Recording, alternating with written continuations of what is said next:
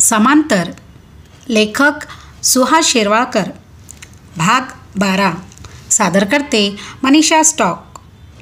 मागील भागात आपण पाहिले की मधुमालिनी नावाची एक सुंदर तरुणी कुमार महाजनला भेटते आणि ती त्याला तिच्या नवऱ्याशी ओळख करून देण्यासाठी म्हणून तिच्या घरी घेऊन जाते। आणि आता बघूया पुढे काय होतं ते। मधुमालिनीचा नवरा पलंगाच्या काठाला उशा लावून टेकून बसला होता। श्वास घेताना त्याचं पोट लपक लपक हलत होतं। नाकातून सुई खुर असे विचित्र आवाज येत होते आणि मेल्या नजरेनं तो आढ्याकडे पाहत होता। पुण्यात तुमचं दुकान आहे का? अगदी गेलेल्या माणसापाशी बसून राहिल्यासारखं अमंगळ वाटायला लागलं। तसं मी बोलण्याचा प्रयत्न केला। त्यानं आढ्यावरची नजर काढून माझ्या चेहऱ्यावर स्थिरावली, क्षीणपणे होकारार्थी मान डोलावली। मग आता दुकान कोण पाहतं? घरचं कोणी का नोकर? बोलण्यासाठी म्हणून त्यानं तोंड उघडलं आणि मला प्रचंड पश्चाताप झाला। त्याच्या तोंडून शब्दाऐवजी खोकल्याची एक उबळ बाहेर आली। तो जोरजोरात खोकायला लागला। निरनिराळे चित्रविचित्र आवाज काढून मला त्यानं घाबरवूनच सोडलं। अहो अहो, मी आतल्या दिशेनं पाहून ओरडलो। ती धावत पळत बाहेर आली। सेकंदात परिस्थिती ओळखून नवऱ्याच्या सेवेसाठी ती सरसावली। 5 मिनिटातच त्यानं इतकी नाटकं केली की मला वाटलं खाडकण जाणार हा। धड खोकता पण येत नव्हतं, उबळ दाबता पण येत नव्हती। वरचा श्वास वर आणि खालचा खाली। ती मात्र मुळीच गांगरली नाही। म्हणजे तिचा धीटपणा पाहून मीच चाट पडलो। 5 मिनिटांनी उबळ शांत झाली। सुई कुई श्वासोच्छवास करीत तो लपालपा पोट हलवत पडून राहिला। त्यांना ती गोळी द्यायची का? सांडभोरांनी दिलेली? काहीतरी उपाय सुचला म्हणून स्वस्थ होत मी विचारलं। देणारच आहे, पण तुमच्यासमोर नको म्हणून। नाही नाही, ती पहिले देऊन टाका। तिनं पुडीतली गोळी काढली, आतून पाण्याचा मोठ्या तांबा भरून आणला। हां, ही घ्या, वर भरपूर पाणी प्यायचं, पिता येईल तेवढं। त्यानं गोळी असायपणे तोंडात घातली, पाणी प्यायला लागला। गोळी मोठी होती, ती लवकर गेली जाईना। कडवट चव पसरून तोंडभर फिरत राहिली। घेऊन टाका, थुंकू नका हां, ती म्हणाली। पुन्हा पुन्हा प्रयत्न करून त्यानं कशीबशी ती गोळी गिळण्यात यश मिळवलं। तिनं तत्परतेनं आतून एक मोठा ॲल्युमिनियमचं पातेलं आणलं आणि त्याच्या मांडीवर ठेवलं। 5 मिनिटातच भडाभडा ओकणार आहे हे माहिती असूनही मी लक्षपूर्वक ते पाहत राहिलो। तो जरा वेळ शक्तिपात झाल्यासारखा मागे टेकून बसून राहिला। मग सर्व शक्ती एकवटत एकदम पुढे झुकला। पातेलात भडाभडा ओकला। इतकं किळसवाणं दृश्य मी आयुष्यात दुसरं पाहिलं नसेल। हरे राम! आणि हा मधुमालिनीसारख्या सुंदर तरुणीचा नवरा होता। कीव आली मला तिची। काय एवढी मजबुरी असेल तिची की तिनं ह्या म्हाताऱ्याशी लग्न करावं? माझ्या मनात असे अनेक विचार कळवळून येत होते। त्यात मी उदासपणे गुंतून पडत होतो। अचानक मला जाणीव झाली, सगळं एकदम शांत झालं होतं। झोप लागली। माझ्याकडे पाहून ती हळूच पुटपुटली। कालपासून मुळी झोपच येत नव्हती। तिनं ते ॲल्युमिनियमचं भांडं आत नेऊन साफ केलं होतं, त्याला दुसऱ्या गोळ्या दिल्या होत्या आणि आता तो शांतपणे झोपला होता। ती खूण करीत मी उठलो। अहो, हे काय, निघालात तुम्ही? मी मानेनच हो म्हणालो। अहो, कॉफी ठेवली ना मी। कॉफी नको आता प्लीज। का हो असं? हात साबणानं स्वच्छ धुतले आहेत मी, बघा जरा। तिनं सरळ हाताचा कप करून माझ्या नाकावर धरला। लक्स किंवा तशाच कोणत्या तरी साबणाचा सुगंध नाकात शिरला। तिच्या हातांच्या रेशमी कडा ओठांना चिकटल्या। तिचं म्हणणं बरोबर होतं। त्याच कारणासाठी मी कॉफी नेत नको म्हणत होतो, पण तसं कसं सांगू शकणार ना। म्हणून मी म्हणालो, तसं नाही, पण आता घरी गेलं पाहिजे। बायको वाट बघत असेल ना? नाही, ती मुंबईला असते, इथे मी एकटाच असतो। अय्या, मग जेवणच जा की तुम्ही। नको नको, अहो प्लीज, नाही म्हणू नका ना। तुम्हाला कमी कष्ट आहेत का? त्यात आणखी हा त्रास कशाला? अहो, त्रास काय त्यात? आम्ही डबेच मागवतो। 2 दिवस हे तर काहीच जेवत नाही. मी कंटाळा करते. मग तुम्ही थांबलात तर पोटभर जेवीन तरी. मग थांबताय ना? तिनं असं म्हटल्यावर नाही म्हणणं कसं शक्य होतं. मी थांबलो. तिनं दोघांसाठी डबे मागवले. जेवणावरची वासना आता पार उडाली होती. शिवाय तिचा नवरा गाढ झोपी गेलेला असताना तिच्याबरोबर जेवणंही विचित्र वाटत होतं. पण तिच्या समाधानाकरिता मी जेवलो. ती मात्र छान उपाशी माणसासारखी जेवली.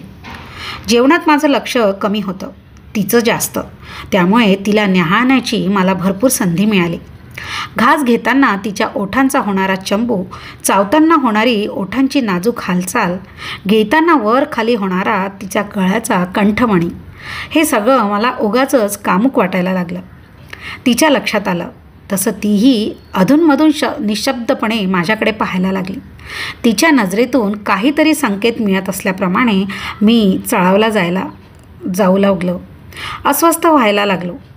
जेवण झाल्यावर तिनं मला कुटलेली मसाला सुपारी दिली. देताना तिचा हात क्षणभर माझ्या तळव्यावर रेंगाळला. प्रतिक्षिप्त क्रिया व्हावी तशी माझी मूठ मिटली गेली. तिचा कोवळा लुसलुशीत हात माझ्या मुठीत बंद झाला होता. मग दचकून मी मूठ उघडली. काही न बोलता तिनं हात काढून घेतला. अर्थपूर्ण नजरेनं तिनं एकदा माझ्याकडे पाहिलं, मग झोपलेल्या नवऱ्याकडे पाहिलं. येतो मी, घसा खाकरून मोकळा करीत मी म्हणालो. सांगा मिस्टरांना. निरोप द्यायला म्हणून ती बाहेरच्या दरवाजापर्यंत आली. एकटक पाहत तिनं विचारलं, पुन्हा याल? यांना बरं वाटलं तर 15 दिवस राहणार आहोत आम्ही. बरं, येऊ? जरूर, मी वाट पाहते. बरं, म्हणून मी बाहेर पडलो. गेटपासून मागे वळून पाहिलं तर ती अजूनही दारातून बाहेर डोकावून पाहत होती. मी पाहताच तिनं हात केला. मी हात करून झपाझप चालू लागलो. चाललं आहे ते चक्रपाणीच्या डायरीप्रमाणे चाललं आहे. चांगला नाही हे कळत असूनही मनात निर्माण झालेला उत्साह मात्र विशीतल्या तरुणाला लाजवणारा होता. एक पतंग दिव्याच्या ज्योतीवर झेप घेत होता. परिणामांची त्याला त्यापासून परावृत्त करू शकत नव्हती. तळमळ आणि तळमळ. मात्र मला काही मिनिटांसाठीही शांत झोप लागली नाही. सारखं आपलं, अहो मला जरा मदत करता का, विचारणारी ती, पाठोपाठ जाणारा मी, कुई कुई कुर्र करीत दुसऱ्यांच्या धैर्याला ताण लावत श्वासोच्छवास घेणारा तिचा नवरा, कफांचे बेडके भडाभडा ओकणारा, जेवताना तिच्या ओठांची गळ्याची होणारी मोहक हालचाल, तिचं ते अर्थपूर्ण पाहणं, सुपारी देतानाचे ते गूढ भावरम्य निशब्द क्षण आणि निरोपाच्या वेळी दाराच्या आधारानं लपेटलेली ती. पुन्हा याल ना? येऊ? जरूर, मी वाट पाहते. ओ गॉड, वेडं पिसं करून टाकलं त्या दृश्यांनी नि त्या संवादानांनी. मला जरा डोळा लागला की यातलं काही ना काही आलटून पालटून मला दिसायचं. मनाची तडफड होत कोरी करकरीत जाग यायची. शेवटी पहाटे 4च्या सुमारास मी झोपण्याचा नाद सोडूनच दिला. उठलो. कधीतरी गंमत म्हणून पिवळा हत्तीचं एक पाकिट खरेदी केलं होतं. त्यात 7-8 सिगारेटी अजून शिल्लकच होत्या. पाकिटनी काड्यापेटी घेऊन मी बाहेर आलो. वरांड्यात आरामखुर्ची टाकून सिगारेट ओढीत बसलो. नवल होतं, यात काहीच शंका नाही. चक्रपाणीच्या डायरीत त्याच्या आयुष्यात एक तरुणी आल्याची नोंद होती. त्याच्या परिणामांच्या नोंदीही माझ्या वाचनात होत्या. काल संध्याकाळपर्यंत माझी कोणत्याही मुलीची ओळख होण्याची शक्यताच नव्हती. जुन्या ओळखीतलं कोणी पन्हाळ्यात येत असल्याची बातमीही नव्हती. तरीही मधुमालिनीशी माझी आपोआप ओळख झाली होती. मनाला सावधानतेचा इशारा वारंवार देऊनही मी तिची विनंती झिडकारू शकलो नव्हतो. एवढ्यानं काय होणार आहे, आपण फसायचंच नाही आहे, अशी मनाची समजूत घालीत मी तिच्या मागोमाग स्वागत हॉटेलपर्यंत पोहोचलो होतो. आणि त्यानंतरची परिस्थितीच अशी निर्माण झाली होती की अडकून पडण्यावाचून मला तेव्हा गत्यंतरच नव्हतं. त्या सगळ्या वातावरणाचा म्हातारा आजारी नवरा मिळाला म्हणून असहाय्य अगतिक वाटणाऱ्या मधुमालिनीचा, तिच्या कटाक्षांचा माझ्या मनावर जबरदस्त परिणाम झाला होता. बेफाम झिंग चढली होती. बऱ्या वाईटाच्या सीमा पुसटल्या होत्या. आता तसं नव्हतं. या क्षणी माझे विचार स्वतंत्र होते. परिस्थितीचं मूल्यमापन करण्याची मेंदूची कुवतच होती. परिणामांचा भयंकरपणा कळण्या इतकं मन तळावर होतं. छे, फार पुढे गेलो होतो काल आपण. पुढे काय होणार हे माहीत असूनही मनाचा तोल एवढा ढासळतो हे चांगलं नाही. झटकन निर्णय घेऊन मोकळा झालो. 20 रुपये खड्ड्यात जाऊ दे. ती मधुमालिनी आणि तिचा नवराही पुन्हा त्या स्वागताकडे फिरकायचंच नाही. निर्णय अतिशय योग्य होता, पण स्वीकार करताना मन खळबळ करीत होतं की काय हरकत आहे. इतकी दुर्मिळ संधी मिळत असताना आपण ती का नाकारायची. जो मूर्खपणा चक्रपाणीनं केला होता तो टाळला म्हणजे झालं. पण तसं होईलच असं मानून मधुमालिनीसारखी सुंदर गोरीपान तरुण मुलगी हातची जाऊ द्यायची. ह्याला काय अर्थ आहे. बरं, अडकण्याचा प्रश्न येतोच कुठे. ती 15 दिवस पन्हाळ्याला आहे. कदाचित तिच्या त्या थेरड्याला बरं वाटलं नाही तर तेवढे दिवस पण नाही. नंतर ती पुण्यात आणि आपण पन्हाळ्यात. काय संबंध अडकण्याचा. आपण मुद्दाम तिला भेटायला पुण्यात जात नाही. तिच्याशी पत्रव्यवहार करीत नाही. तिला आपला पत्ताही देत नाही. मग का नाही. अचानक आठवलं. चक्रपाणी म्हणाला होता, माझ्या नोंदीचा उपयोग तुला पुढे काय होणार आहे ते समजायला होईल. त्यात बदल करता येतील की नाही शंकाच आहे.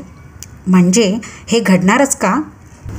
जर तसं असेल तर पूर्णपणे झोकून तरी देऊ स्वतःला त्यात. पाण्यात गुदमरून मृत्यू येणार म्हणून काठाकाठानं चालत राहायचं आणि वेळ आली की ठेचकाळून पाय चटकून चक्कर येऊन कोणत्या तरी प्रकाराने पाण्यात पडून मरायचं. त्यापेक्षा पाण्यात बेछूटपणे पोहण्याचा आनंद लुटून मेलं तर बिघडतंच कुठे. बरोबर होतं. हे असलेच विचार मनात येणार होते. तशीच बुद्धी होणार होती. पण मोठ्या प्रयत्नानं मी नाठा मनाला आवर घालण्यात यश मिळवलं. ठामपणे एकदाचा निर्णय पक्का करून टाकला. आपल्याला मधुमालिनी नावाची तरुणी कधी भेटलीच नव्हती. पण तिला कुमार महाजन नावाचा गृहस्थ भेटला होता ना. ते सगळं विसरण्याची तिची इच्छा नसेल तर. निर्णय घेताना हा मुद्दा माझ्या कुठे लक्षात आला होता. आदल्या रात्रीचं जागरण होतं, पण त्याचा मी कामावर मुळीच परिणाम होऊ दिला नाही. उलट तिला विसरता यावं म्हणून मी स्वतःला कामांच्या ढिगाऱ्यात हरवून टाकलं. तर संध्याकाळी 5च्या सुमाराला हांडम्या केबिनमध्ये आला. साहेब, वहिनी आल्यात बाहेर. कोण. मी दचकून विचारलं. वहिनी तुमची चौकशी करत्यात. वेडा आहेस का रे हांडम्या तो. ती कशी न कळवता. एकदम मला स्ट्राईक झालं. मधुमालिनी. आत पाठवून दे तिला हांडम्या. विचारात गढून जात मी म्हणालो. ती तिथं येण्याच्या कल्पनेनं माझं काळीज धडधडायला लागलं. तीच आहे का दुसरी कोणी बाई कामासाठी आली आहे तेही खात्री करून न घेताच अंगात उत्साह सळसळू लागला आणि दरवाजा लोटून प्रसन्नपणे हसत ती आत आली.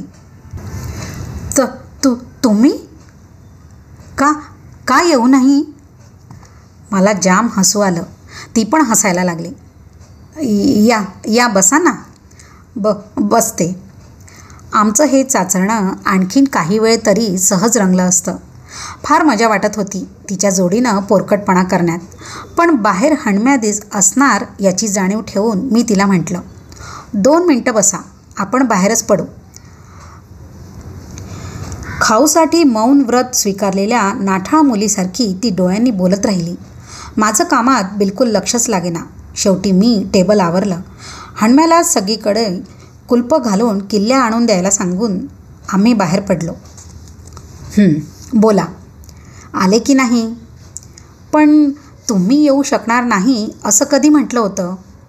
तिनं चमकल्यासारखं करून माझ्याकडे पाहिलं आणि खळखळून हसत उद्गारली. अय्या, खरंच की. तिच्या अय्या या शब्दात माझ्या हृदयात संगीत निर्माण झालं. बेहोशीची एक धून मेंदूत झिंगायला लागली. चक्रपाणीची डायरी, मी केलेला निश्चय वगैरे सगळे संदर्भ मनातून पुसले गेले. तुम्हाला माझा पत्ता कोणी दिला. कळला आम्हाला कसा तरी. म्हटलं एक माणूस आपल्याला टाळतंय, आपणच जावं त्याच्याकडं. लाडीकपणे माझ्याकडे पाहत ती म्हणाली. मी तुम्हाला टाळलं. मी आश्चर्यानं विचारलं. मग सकाळी आला नाहीत ते? मी किती वाट पाहिली तुमची. काय? मी म्हटलं होतं असं सकाळी येईन म्हणून? नव्हतं, पण मला वाटलं याल म्हणून. मी अजूनही तिला अहोजाहो म्हणत होतो. या तरुणीचं नाव मधुमालिनी आहे आणि ती एका म्हाताऱ्या दमेकऱ्याची मिस्टर पिंपळकरांची पत्नी आहे.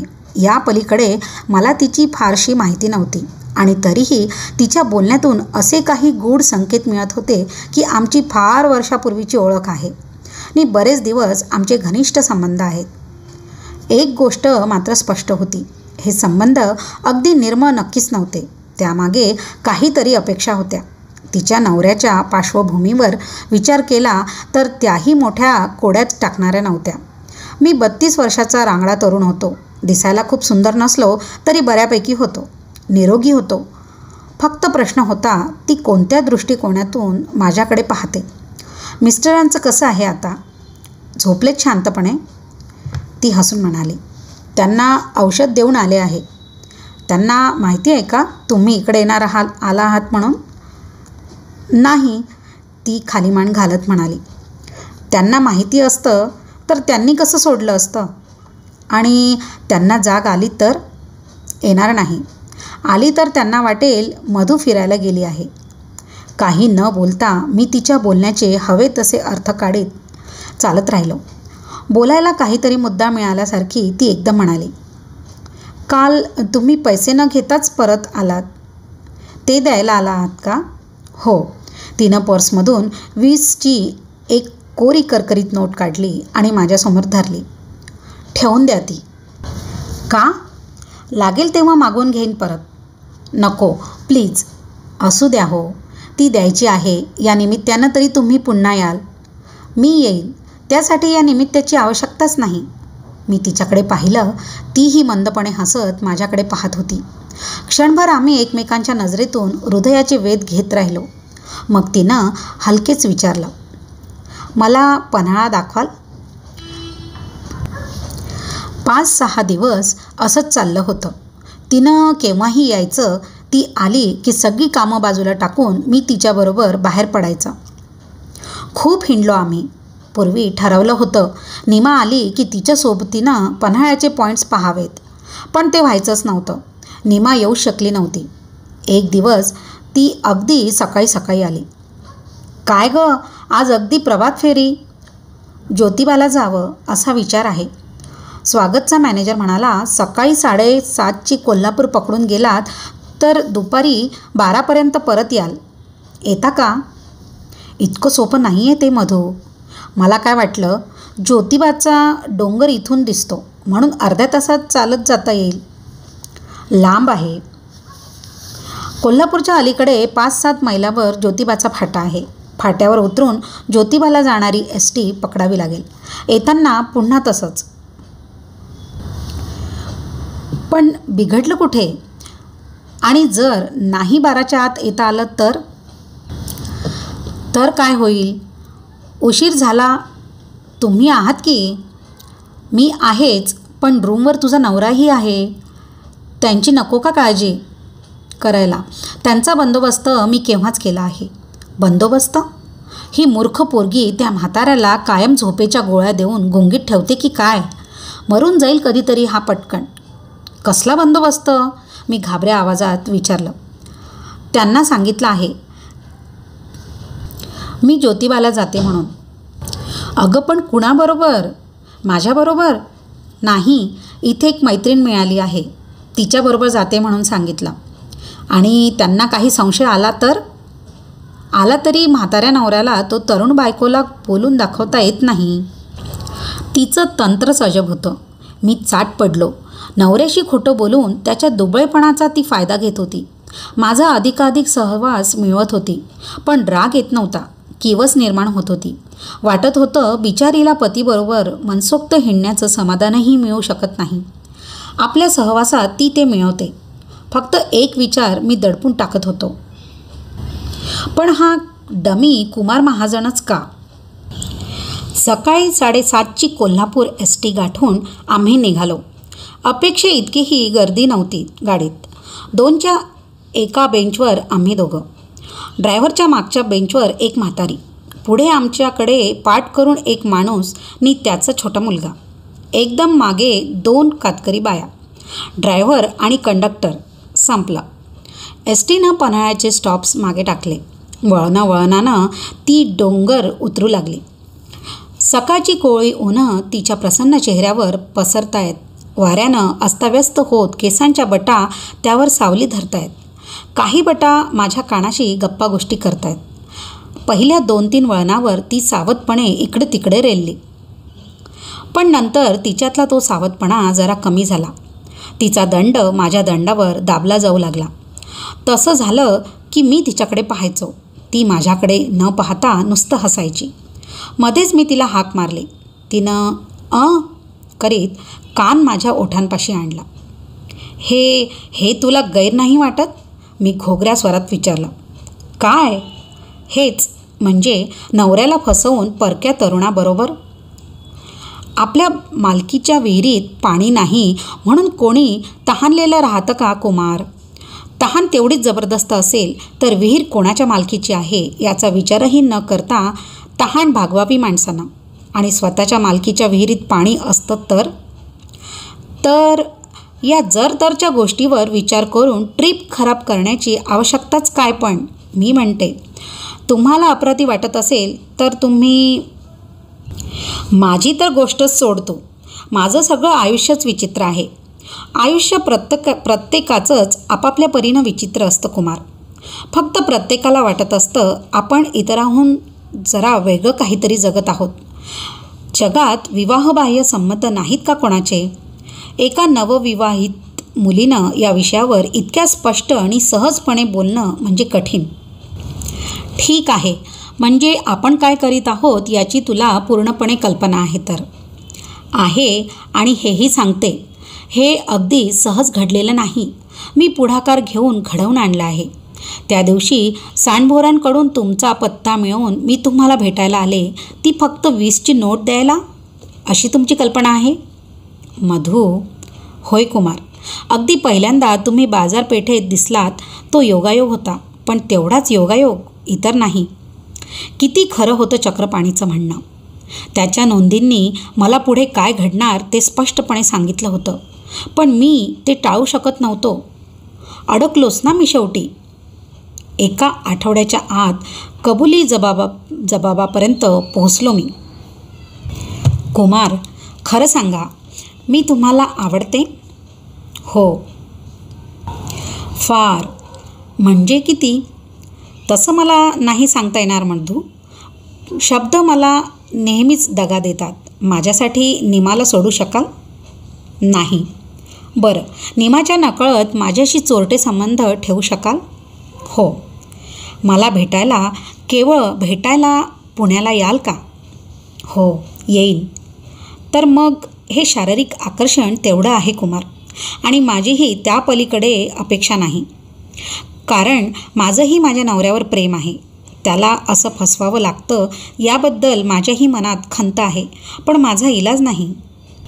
मधू, खरंच तू एक कोडं आहेस. कसं काय? मला निमाशी प्रतारणा करताना काही वाटता कामा नये. ते वाटलं तर मी तुला नको आहे आणि तू मात्र. हे गणितच वेगळं आहे कुमार. कोणत्याही स्त्रीला, विशेषतः अशा संबंधात आपला प्रियकर पूर्णपणे आपला हवा असतो आणि त्याचवेळी ती नवऱ्याला विसरू शकत नसते. राग, लोभ, कीव, दया, कोणत्या ना कोणत्या भावनेनं ती त्याच्याच विचारांमध्ये गर्क असते. असं का पण? ते कळायला तुम्हाला मधूच्याच परिस्थितीतून जायला पाहिजे. म्हणजे ते कधीच कळायला नको.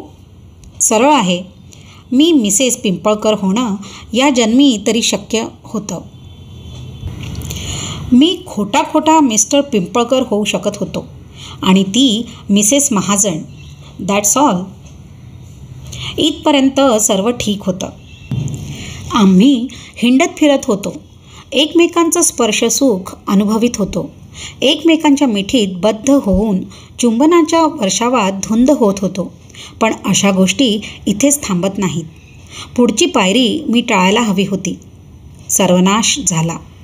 तो टळला असता आम्ही दुपारी 2 वाजता ज्योतिबाहून पन्हाळ्याला परत आलो आणि त्याच रात्री सर्वनाशाला सुरुवात झाली. तर मित्रांनो, कशी वाटते कथा? आवडली ना? अशाच छान छान कथा ऐकण्यासाठी आपल्या चॅनलला लाईक, शेअर आणि सबस्क्राईब करायला विसरू नका. धन्यवाद.